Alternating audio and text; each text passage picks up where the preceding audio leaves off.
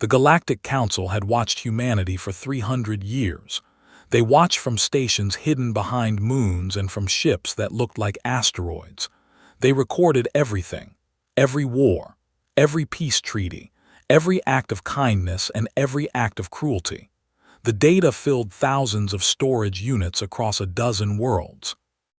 Ambassador Crixthal stood before the council now, his 4 arms folded in the position of deep concern. His species, the Valorian, had been watching Earth longer than any other. They had seen humans split atoms and walk on their moon.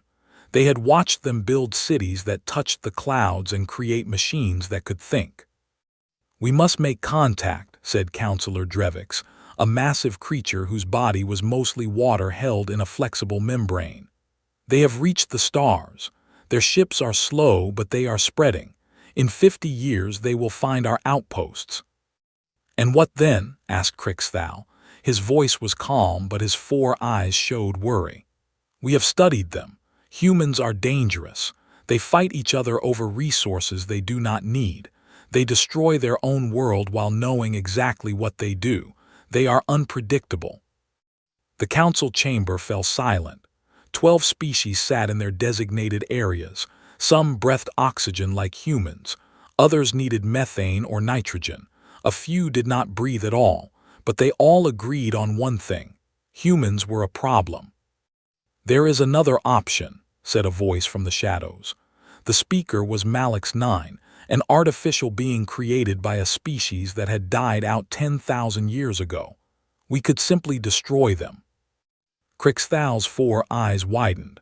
"That is against the first law. We do not destroy intelligent species." "The first law was created to protect species that show potential for joining the Alliance," Malix 9 replied. "Do humans show such potential? They cannot even stop killing each other."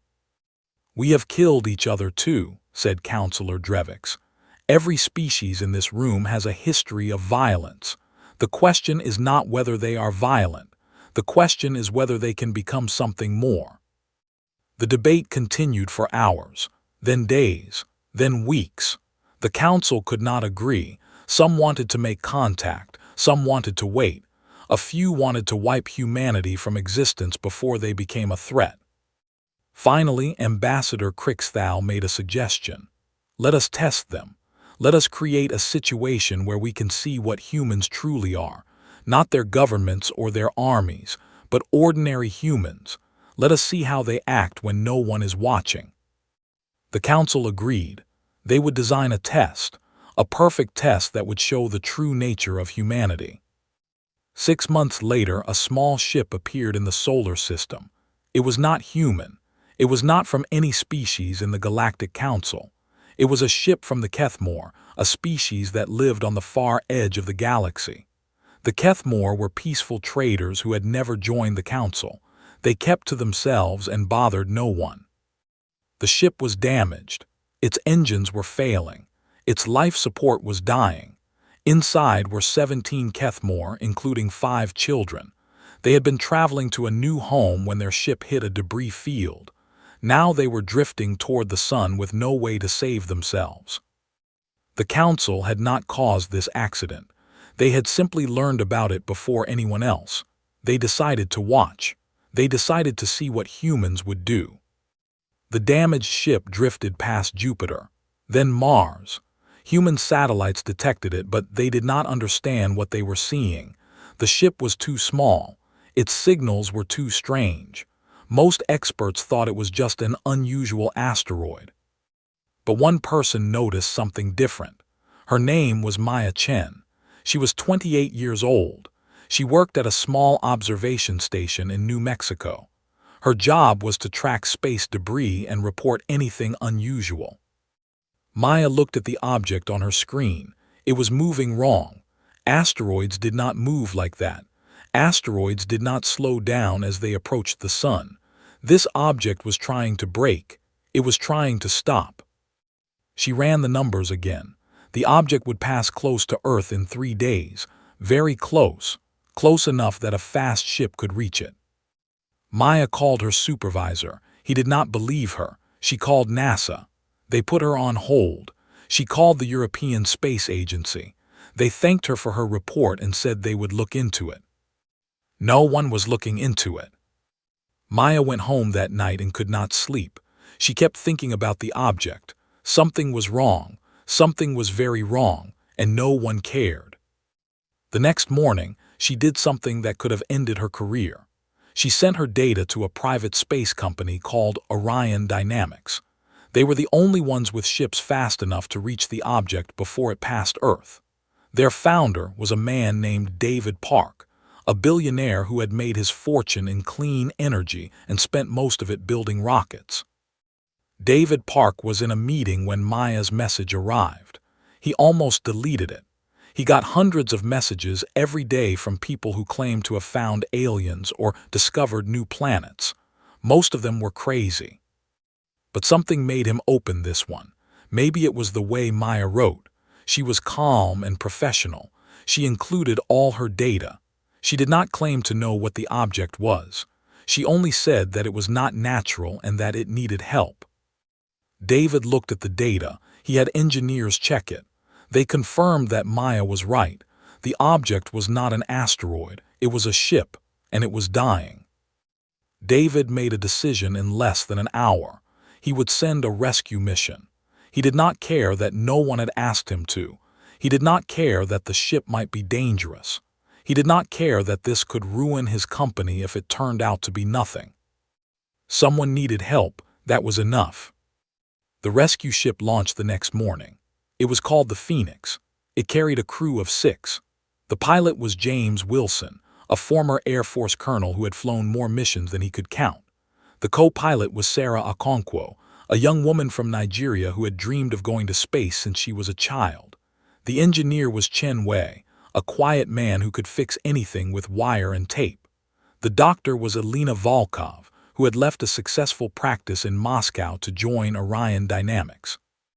The scientist was Hassan Ali, an expert in xenobiology who had spent his whole career preparing for a moment like this. And the mission commander was David Park himself.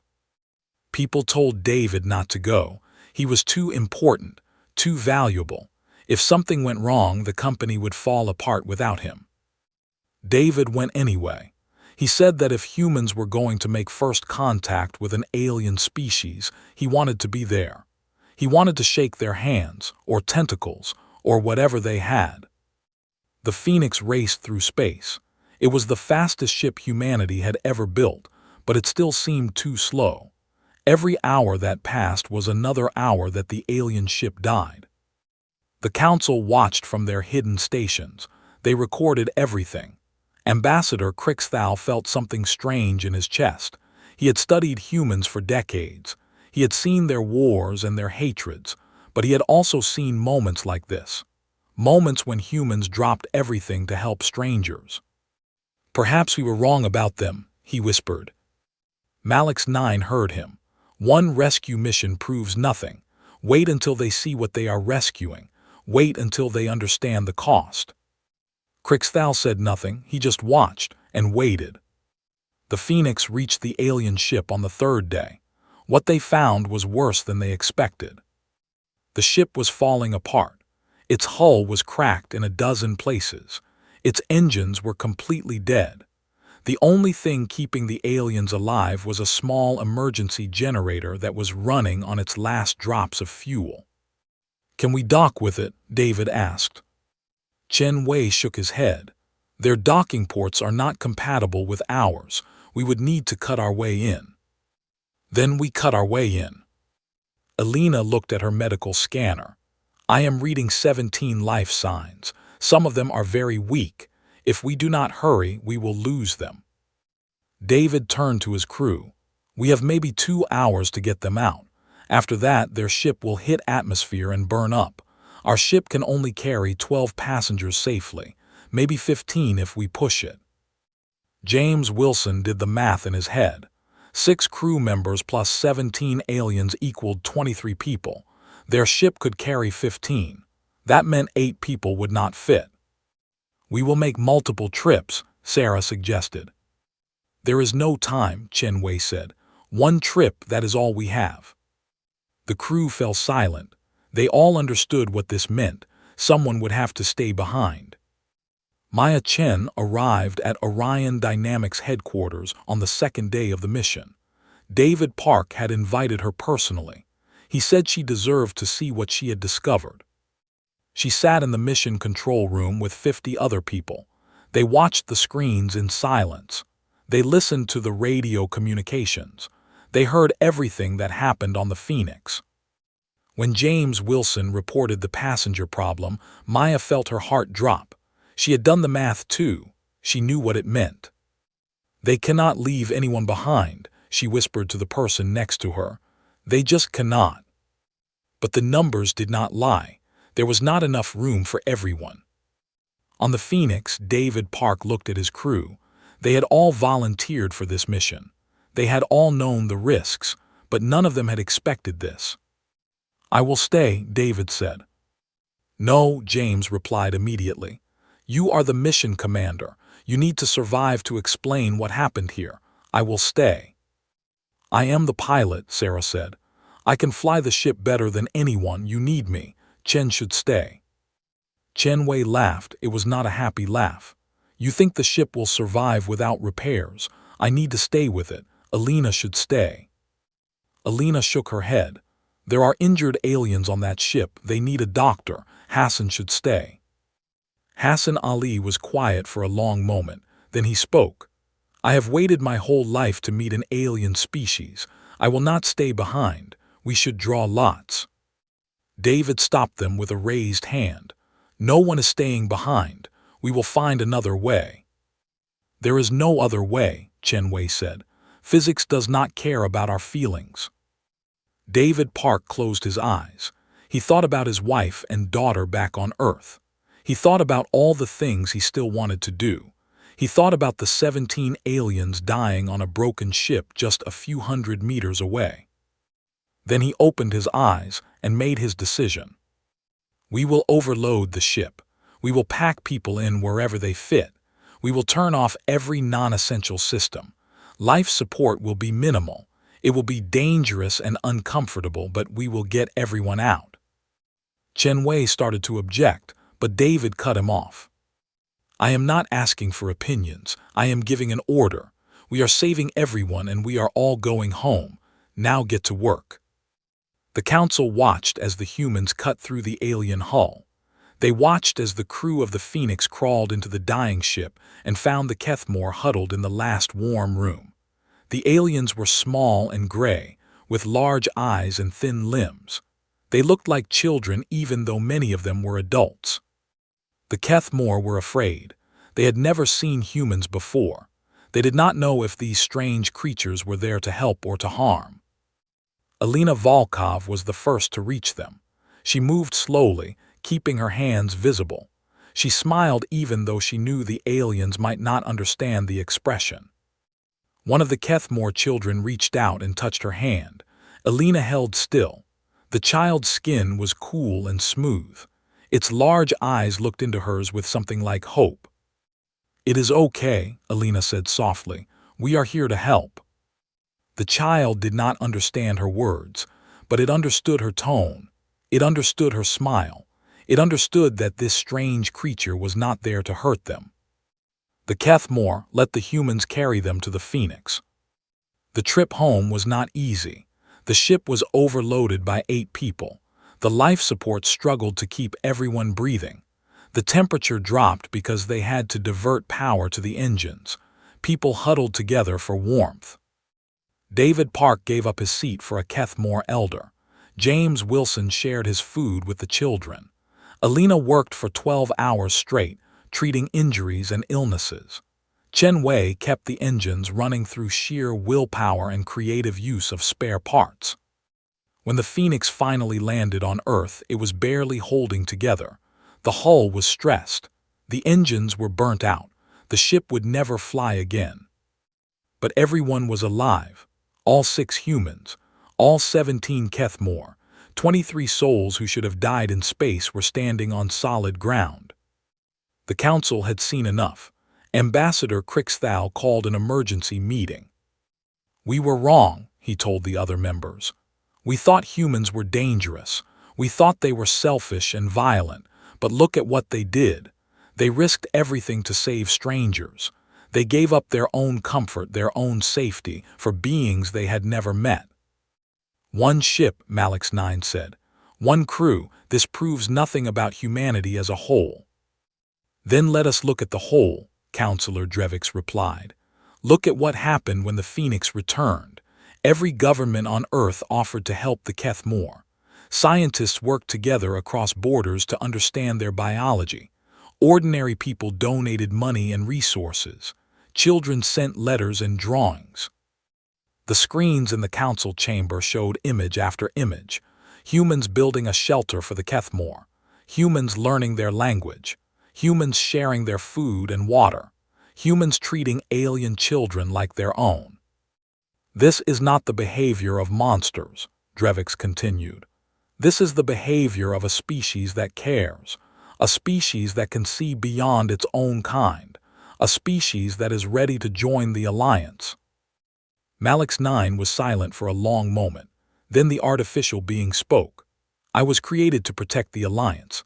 My creators gave me one purpose, to ensure the survival of civilized life in this galaxy. For 10,000 years, I have watched species rise and fall. I have seen empires built on kindness collapse into cruelty. I have seen peaceful worlds become violent in a generation. I have learned not to trust first impressions. But I have also learned that hope is not weakness.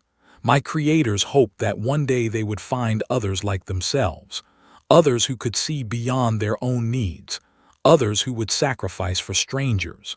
They died before they found such beings, but perhaps I can finish their work. Malix 9 turned to face the council. I vote to accept humanity into the alliance. Let us see if our hope is justified.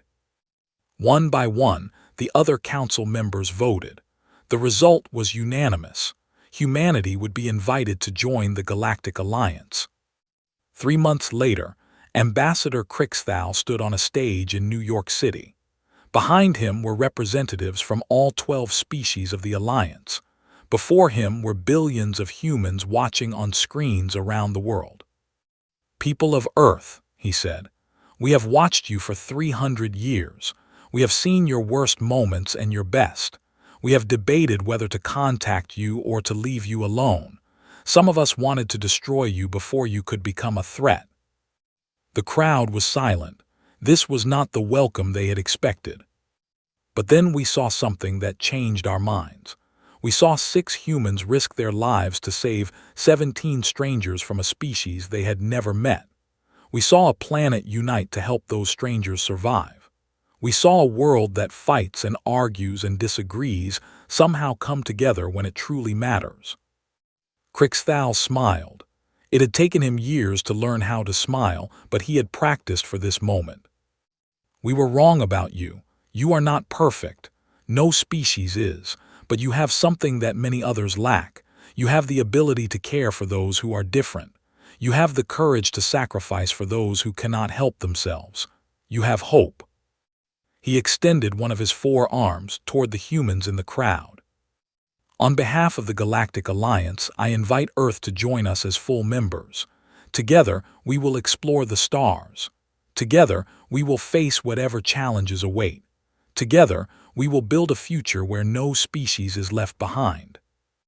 David Park stepped forward to accept the invitation. He shook the ambassador's hand with the same firm grip he had used to shake the hands of his crew. Beside him stood Maya Chen, who had first spotted the Kethmore ship. Behind them stood the crew of the Phoenix, heroes who had never asked to be heroes. The crowd cheered, but David Park was not thinking about the fame or the history books. He was thinking about the Kethmore child who had reached out to touch Alina's hand. He was thinking about the look in its eyes when it realized it was going to survive. That was why they had done it, not for glory, not for first contact, just because someone had needed help. In the end, that was the most human thing of all. Far above the celebration, hidden behind the moon, a council observation station recorded everything. The data would be added to the files on humanity, but the officers on the station were not thinking about data. They were watching a species that had just changed the galaxy. One officer, a young Valorian named Kethax, turned to her colleague. "Do you think they will be good members of the Alliance?" Her colleague, an older being from a species that communicated through color changes, shifted to a warm orange. In their language, that meant hope. "I think," the older being said, "that they will change the Alliance forever. Whether that is good or bad, we will have to wait and see." Kethax looked back at the screens showing the celebration on Earth. Humans were strange creatures. They fought and loved and dreamed and destroyed. They built amazing things and then tore them down. They could be cruel beyond belief and kind beyond reason. But today they had chosen kindness. Today they had proven that even the most violent species could learn to reach out instead of strike. Today they had earned their place among the stars. The observation station continued its silent watch, but somewhere in its databanks a new category had been created. It was labeled simply, Heroes. And at the top of the list were 6 names, 6 humans who had reminded the galaxy what it meant to care. The first year after joining, the Galactic Alliance was not easy for humanity.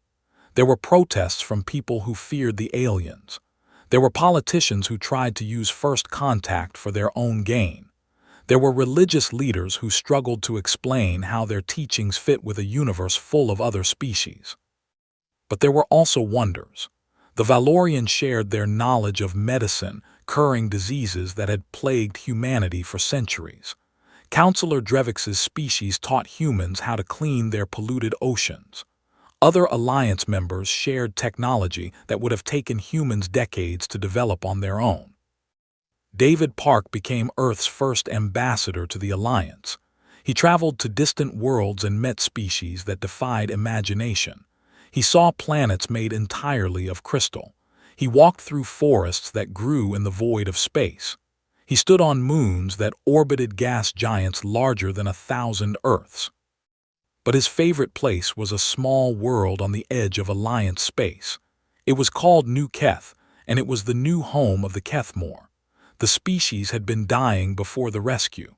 Their old world had been destroyed by a natural disaster. The 17 survivors on the damaged ship had been the last of their kind. Now, with Alliance help, they were rebuilding. Their population was growing. Their children were learning. Their culture was being preserved and passed on. David visited New Keth whenever he could. He had become close friends with Jethkar, the elder he had given his seat to on the Phoenix. They would sit together and watch the sunset over the alien landscape. "Why did you save us?" Jethkar asked one evening. "You did not know us. You had nothing to gain. Why risk everything for strangers?" David thought about the question for a long time. It was not the first time he had been asked, but it was the first time he felt he had a real answer. "Because that is what we do," he said finally. "Humans are complicated. We can be terrible to each other. We fight wars over land and money and ideas. We hurt people we love and help people we hate. We do not always make sense, even to ourselves." He paused, watching the strange alien sun sink below the horizon. But somewhere inside us, there is a voice that speaks up when someone needs help. It does not care about skin color or nationality or species. It just knows that suffering is wrong and that we can do something about it. When we listen to that voice, we become our best selves. When we ignore it, we become our worst. Jethkar's large eyes reflected the fading light. "We have a similar belief. We call it the Kethro, the bond of life. It says that all living things are connected, that when one suffers, all suffer, that when one heals, all heal." "I like that," David said. "Maybe humans have the same thing but forgot what to call it." They sat in comfortable silence until the stars came out. Different stars than the ones David had grown up with, but still beautiful, still full of wonder and mystery. "Your species is strange," Jethkar said eventually, "but I am glad we met you. I think you will do great things for the Alliance." "Or great damage," David replied with a smile. "With humans, you never know." Jethkar made a sound that David had learned was Kethmore laughter. That is what the council says. They are both afraid and hopeful. They have never seen a species quite like yours. Good, the galaxy could use a little unpredictability. Back on Earth, changes were happening faster than anyone expected. Young people were studying alien languages and dreaming of traveling to distant stars. Scientists were working with Alliance researchers on projects that would have seemed like magic just years ago. Artists were creating new forms of expression inspired by alien cultures. But not everyone was happy. There were groups who saw the Alliance as a threat. They spread fear and suspicion. They claimed that the aliens were planning to invade or enslave humanity. They said that the Kethmore rescue had been a trick to lower Earth's defenses. Maya Chen had returned to her quiet life after the initial excitement. She still worked at the observation station, still tracked objects in space. But now, she also answered questions from schools and universities. She gave talks about the night she spotted the Kethmore ship. She tried to explain that the universe was not as scary as people thought. One day, she received a message from someone she had never expected to hear from again. It was from the observation station on the moon, the one run by the Alliance. They were offering her a job. Maya read the message 3 times to make sure she understood. The Alliance wanted her to join their observation network. She would work alongside aliens, watching the galaxy for ships in distress. She would help save lives the way she had helped save the Kethmore. She accepted immediately. A month later, she was standing in an observation room surrounded by beings from 5 different species. The view outside the window showed Earth hanging in the darkness of space. It was beautiful and fragile, a pale blue dot in an infinite void. Her supervisor was an elderly Valorian named Drixnow. He had been watching the stars for over 200 years. He had seen species rise and fall. He had witnessed wonders and horrors beyond human imagination. "Welcome to the network," he said.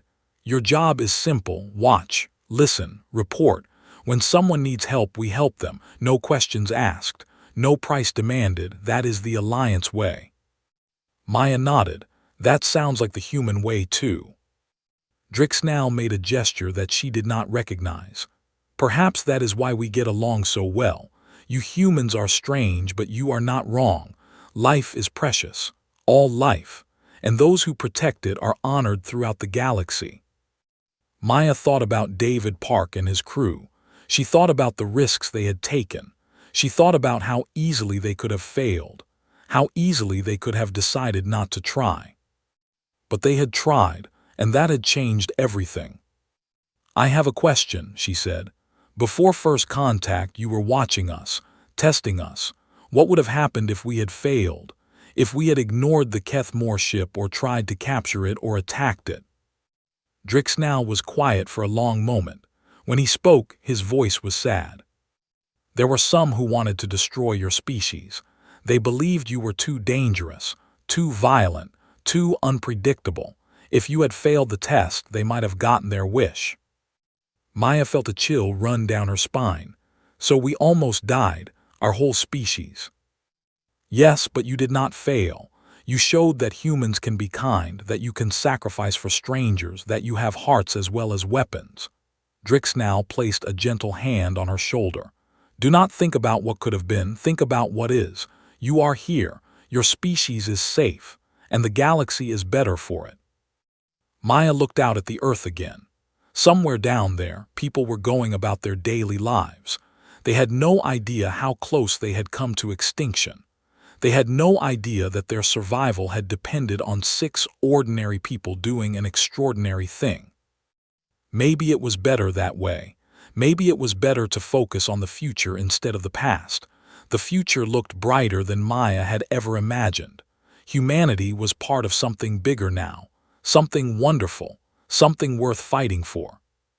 She turned back to her console and began her first shift watching the stars. Somewhere out there, another ship might be in trouble. Another species might need help. And when they did, Maya Chen would be ready. 5 years passed. 5 years of change and growth and challenge. 5 years of humanity learning to be part of something greater than itself. The Alliance had changed too. Human energy and creativity had spread throughout the member species. New ideas were being explored. Old traditions were being questioned. Some aliens welcomed the changes. Others resisted. Ambassador Crixthal had retired from public service. He spent his days writing a book about humanity. It was called The Strangest Species, and it was already being translated into 100 languages across the galaxy. "You are contradictions wrapped in skin," he wrote. "You love and hate with equal passion.